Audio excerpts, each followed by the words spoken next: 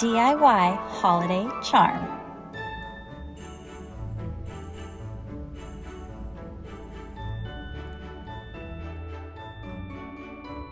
But first, keep your home looking its best by using Weiman products in 3 easy steps.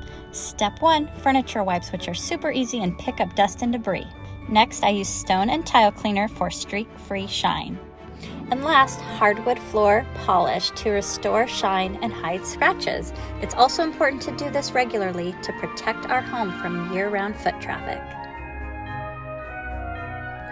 Now, you're ready for some charm.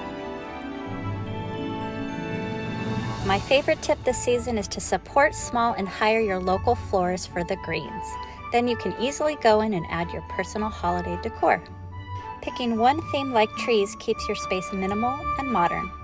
Having objects with different heights and adding twinkly lights makes individual pieces stand out and pop.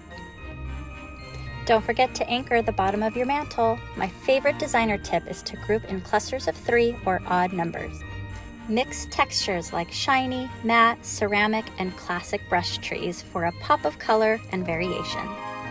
This whole look frames your mantle and brings out your holiday charm.